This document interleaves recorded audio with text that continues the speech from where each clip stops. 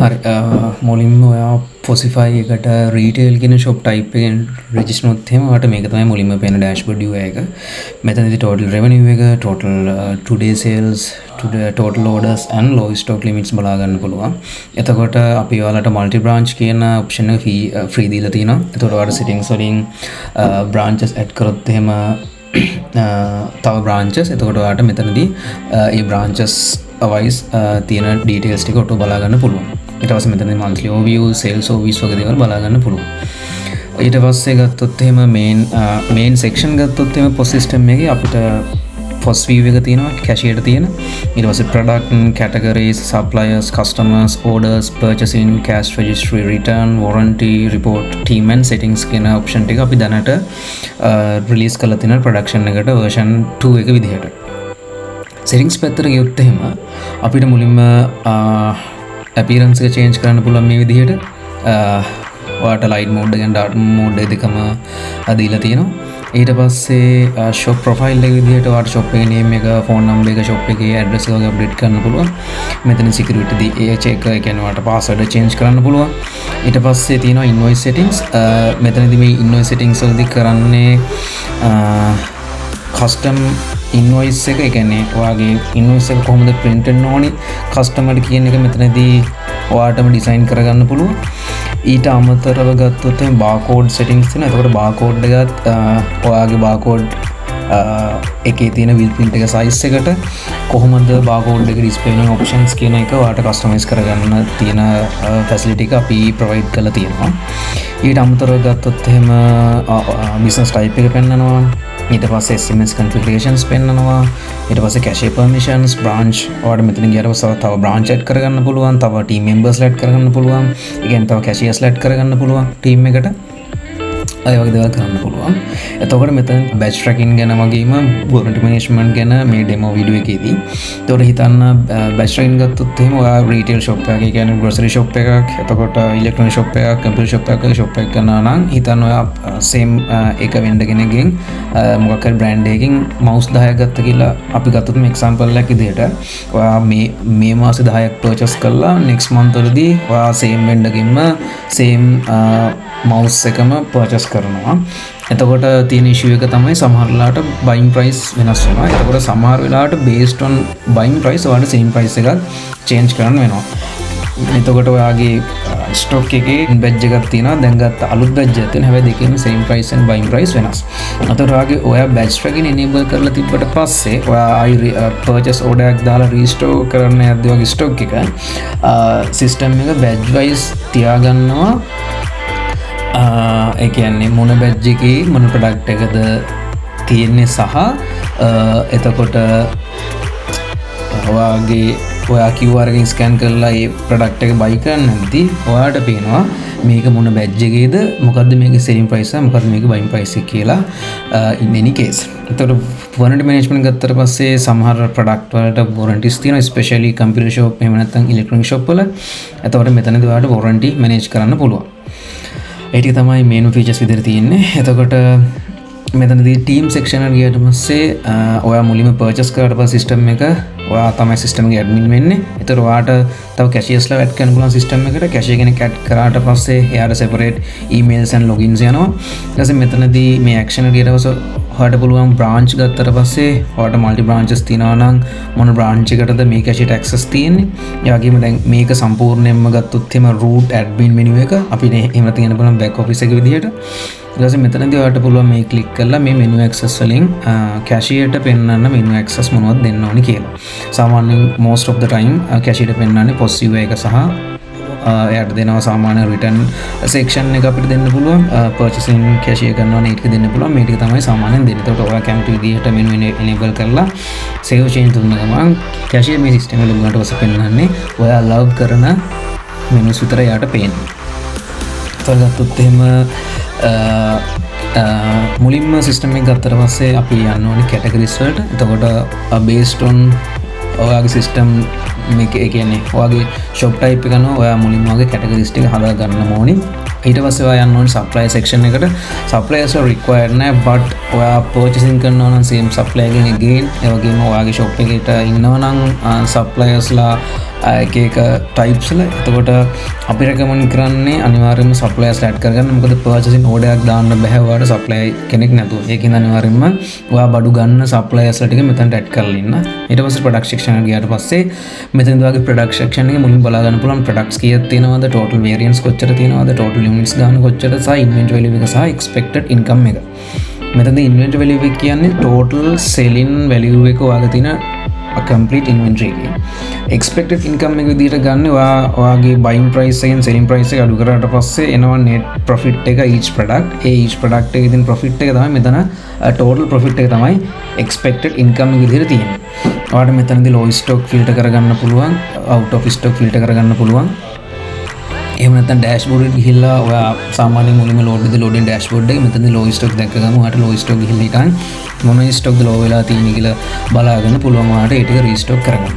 ඊට පස්සේ ප්‍රොඩක්ට් වලට ගියාට පස්සේ මම එක්ස්ප්ලেইন කරන මුලින්ම තියෙන ප්‍රොඩක්ට් එකේ නේම් එක. දැන් මම එක්සැම්පල් එකක් විතර ගන්නම්. මේක ඩෙස්ක්ටොප් තමයි ප්‍රොඩක්ට් නේම් එක. එතකොට හැම ප්‍රොඩක්ට් එකකම වෙන වේරියන්ස්. එතකොට වේරියන්ස් තමයි ඇත්තටම එන්ඩ් රිසල්ට් එක වෙන්නේ ඔයාගේ ප්‍රොඩක්ට් එකේ ප්‍රයිසින් එක. මොකද ප්‍රොඩක්ට් ගත්තට පස්සේ වේරියන්ස් ගොඩක් තියෙනවා. හැබැයි ප්‍රොඩක්ට්ස් ඉන්නේ පොඩි ගානක්. එක්සැම්පල් එකක් ගන්න. ඔයා ගත්තොත් එහෙම ග්‍රොසරි ෂොප් එකක් ඔයාට සබන් තියෙනවා, හාල් තියෙනවා.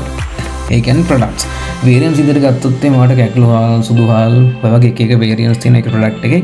එතකොට හાર્ඩ්වෙයාර් ගත්තත් එහෙමයි. ඔයා ගත්තොත් එහෙම බල්බ් ගත්තොත් එහෙම මේන් ප්‍රොඩක්ට් එක බල්බ්. හැබැයි බල්බ් ප්‍රොවයිඩ් කර එතකොට එක බල්බ් ටයිප්ස් තියෙනවා. ඒ වෙන්නේ වේරියන්ස්. එතකොට ගත්තොත් එහෙම කම්පියුටර් ෂොප් එකක මේන් ප්‍රොඩක්ට් වෙන්නේ මවුස්. හැබැයි ඔයාට මවුස් එක ඇතුළේදී එක මවුස් වර්ග තියෙනවා. එහෙම නැත්නම් ඩෙස්ක්ටොප්. එතකොට ඔයාට Gen 5 ඩෙස්ක්ටොප් තියෙනවා, Asus ඩෙස්ක්ටොප් තියෙනවා, MSI ඩෙස්ක්ටොප් තියෙනවා. වගේ වේරියන්ස් තියෙනවා. මෙතනදී එක වේරියන්ට් එකක් ඇතුළට ගියාට පස්සේ ඔයාට වේරියන්ට් එකේ නම දාන්න පුළුවන්. සප්ලයි කෙනෙක් ඉන්නවනම් සප්ලයි දාන්න පුළුවන්. හැබැයි අපි රෙකමන්ඩ් කරන සප්ලයි කෙනෙක් දාන්න කියලා. ඊට පස්සේ බාකෝඩ් එක තියෙනවා. බාකෝඩ් එකේදී දැන් සමහර ප්‍රොඩක්ට් තියෙනවා. ඒ ප්‍රොඩක්ට් වල ස්ටෑන්ඩඩ් බාකෝඩ්ස් තියෙනවා. දැන් සන්ලයිට් එහෙම නැත්නම් ඔය ලයිෆ් බොයි වගේ ගත්තට පස්සේ එහෙම නැත්නම් ඔය අර ස්ටෑන්ඩඩ් වෙන්ඩර්ස් ලගින් වල ප්‍රොඩක්ට්ස් ගනිද්දී ඒ වල ස්ටෑන්ඩඩ් බාකෝඩ්ස් තියෙනවා. ඔයාට එතකොට ඔයාගේ සිස්ටම් එකට අලුතින් ප්‍රොඩක්ට් එකක් හරි වේරියන්ට් එකක් ඇඩ් කරන්න යද්දී ඔයාට පුළුවන් එක්සිස්ටින් බාකෝඩ් එක රීඩ් කරලා මේක දාන්න. මේක බාකෝඩ් එකක්, මේක යුනික්ලි තියෙන්නේ. ඊට පස්සේ සමහර වෙලාවට සමහර ප්‍රොඩක්ට්ස් තියෙනවා එහෙම බාකෝඩ්ස් නැති දේවල්. එතකොට ඔයාට පුළුවන් ඔයාගේම බාකෝඩ් එකක් මෙතන ස්කෑන් කරලා හදාගන්න. ඊට පස්සේ මෙතනදී ඔයාට පුළුවන් ඔයාගේ කොස්ට් ප්‍රයිස් එක කීයද, සෙලින් ප්‍රයිස් එක කීයද කියලා දාන්න. ඊට පස්සේ ඉන්වෙන්ටරි ස්ටොක් එක ඔයාට මේ විදිහට දාන්න පුළුවන්. ඔයාට ඊට පස්සේ මෙහෙම බැච් ට්‍රැකින් ෆීචර් එක enable කරන්න පුළුවන්. ඊට පස්සේ ඔයාලට පේනවා ඇති මෙන්න මෙතන ඔයා මුලින්ම ප්‍රොඩක්ට් එක හදද්දී තියෙන ඉනිෂියල් ස්ටොක් එකේ සෙලින් ප්‍රයිස් එකයි කොස්ට් ප්‍රයිස් එක දැම්මට පස්සේ ඔයාලට මෙතන පේනවා ඇති බැච් එක හැදලා තියෙනවා B001. මේක තමයි පළවෙනි බැච් එක. එතකොට අපේ සිස්ටම් එකෙන් සාමාන්‍යයෙන් ඔටෝමැටිකලි කරන්නේ FIFO. ඒ කියන්නේ ෆස්ට් ඉන් වෙච් එක ෆස්ට් අවුට් වෙන විදිහට තමයි අපි දැන්ට සිස්ටම් එක හදලා තියෙන්නේ මේ විදිහට. ඒකට පේනවා ඇති කොස්ට් ප්‍රයිස් එක මෙච්චරයි, සෙලින් ප්‍රයිස් එක මෙච්චරයි, ක්වොන්ටිටි මෙච්චරයි, ස්ටොක් එක ඇඩ් උනේ මේ විදිහට කියලා තමයි හදලා තියෙන්නේ අපේ සිස්ටම් එකේ. එතකොට ගත්තොත් එහෙම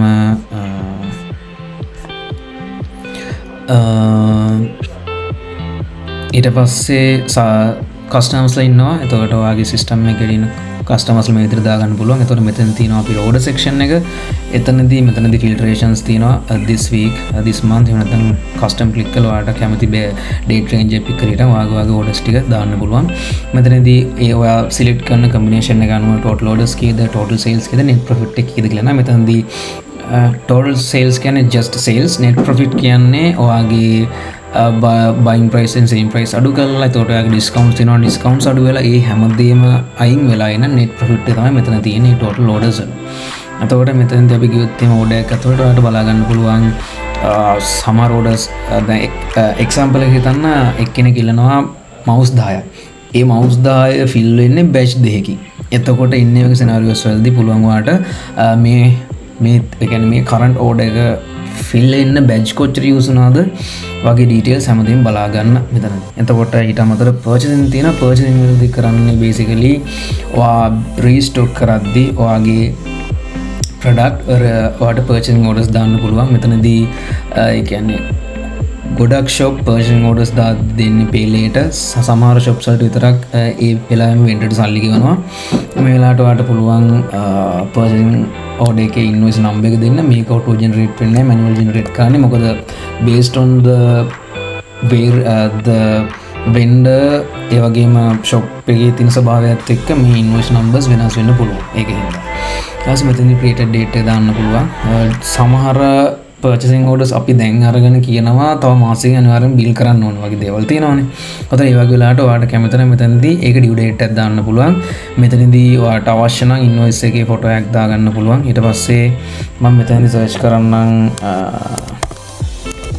desktop කියලා. එතකොට desktop වෙනවා. ඊට පස්සේ අපින් අහනවා මොන ඒක දැන් desktop කියන product එකේ variants තියෙනවානේ, මොන variant එකද restock කරන්න.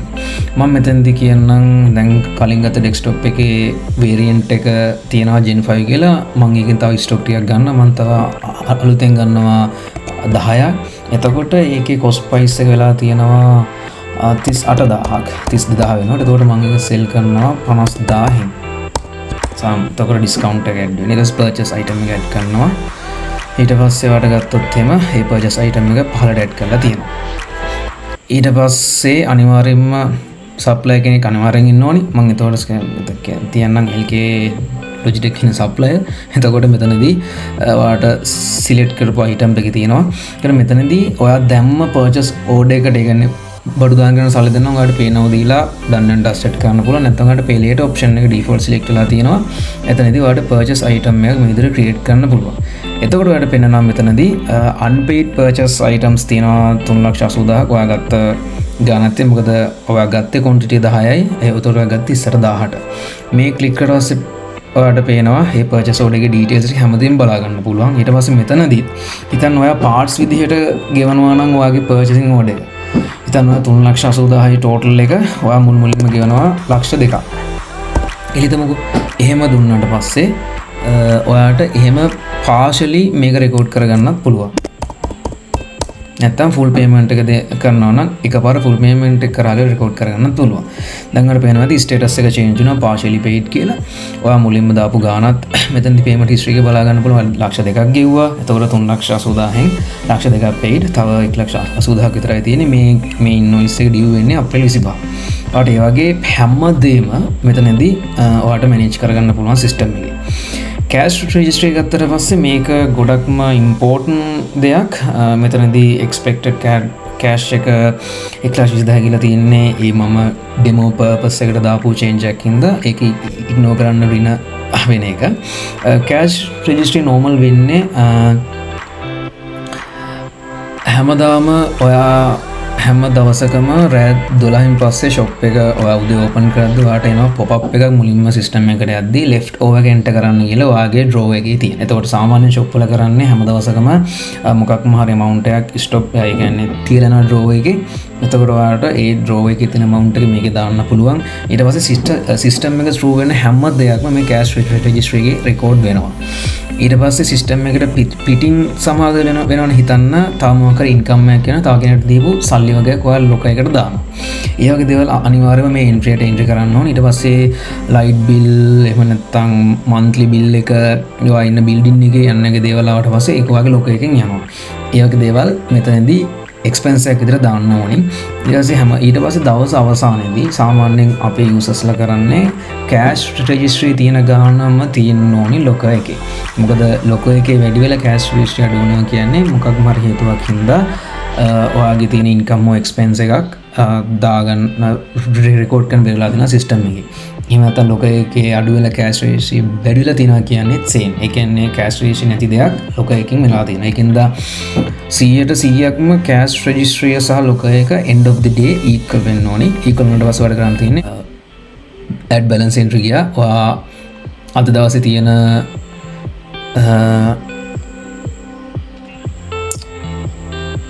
balance එක දැම්මා balance කරා. එතන මෙතනදී මොනම හේතුවකින්ද ඍණ වුණොත් එහෙම ඔයාගේ balance එක ඒකත් ඔයාගේ මේ විදිහට පෙන්නනවා මොකක්ද වෙලා තියෙන්නේ කියලා. එතකොට ඒ ඔක්කොම ටික ඔයාලට මේ විදිහට බලා ගන්න පුළුවන්. මේකේ මෙහෙම වෙලා තියෙන හේතුව තමයි 1,20,000 වෙලා තියෙන්නේ. මෙතන අපි orders වලට ගියාට පස්සේ මෙතන ඩ්‍රාෆ්ට් ඕඩ එකක් තියෙනවා වෙලා තියෙන. ඊට පස්සේ ගත්තොත් එහෙම බලාගන්න පුළුවන්. ඊට පස්සේ රිටර්න්ස් වලට ආවට පස්සේ ඒකෙදී බේසිකලි කරන්නේ අපිට පුළුවන් නිව් රිටර්න්ස් දෙන්න. රිටර්න් ආවට පස්සේ ඒක රිටර්න් කරන්න පුළුවන්. එයාට තිබ්බොත් එහෙම කස්ටමර්ගේ ඒ කියන්නේ රිසිට් එක තිබ්බොත් එහෙම එයාගේ ඕඩර් එක අපිට බේසිකලි මේ ඕඩර් එකෙන් සර්ච් කරන්න පුළුවන්. එතකොට ඒ ඕඩර් එකට ගිය හැම ප්‍රොඩක්ට් එකක්ම වට පෙන්නනවා. එහෙම නැත්නම් සමහරවිට ක්වික් රිටර්න් එනවා. ඒ කියන්නේ සමහරවිට සමහර කස්ටමර්ස්ලා බඩු අරගෙන එනවා. එයාගේ බිල් එක මතක නැහැ නැත්නම් බිල් එක නැතිලා.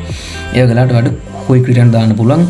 මෙතනදී වෙන්නේ ඔයා රිටර්න් කරන අයිටම් එක රීස්ටොක් කරනවා. ඒ අයිටම් එකට දෙන කෑෂ් රිටර්න් ද එක්ස්චේන්ජ් රිටර්න් ද මේ දෙකම තියෙනවා. සාහිතන් ඔයාට තියෙන ක්ලෝතින් ෂොප් එකක් නම් සමහරවිට එක්ස්චේන්ජ් කරනවා. එතකොට සාමාන්‍ය ගොඩක්ම ෂොප් වල යූස් වෙන එක්ස්චේන්ජ් රිටර්න්. ඊට පස්සේ ඒ රිටර්න් එකෙන් වෙන එදා දවසේ කෑෂ් රෙජිස්ටරි රෙකෝඩ් වෙනවා. ඔක තමයි යූෂුවලි වෙන්නේ. ඊට පස්සේ ගත්තොත් එහෙම මේක තමයි මේන්ම ෆීචර්ස් ටික. තව තියෙනවා සෙටින්ග්ස් වල SMS ගේට්වේ එක. එතකොට SMS ගේට්වේ එකද වැඩ කරන් දෙන්නේ අපේ වල ෆ්‍රී SMS ගේට්වේ එකක් දෙනවා. එතකොට ඔයාගේ නම්බර් එකට ඔයාලට මෙහෙම පුළුවන් ඔයාගේ ෂොප් එකේ නම මෙහෙම දාගන්න. එතකොට ඒක ඔයාලට ලයිව් වෙනවා.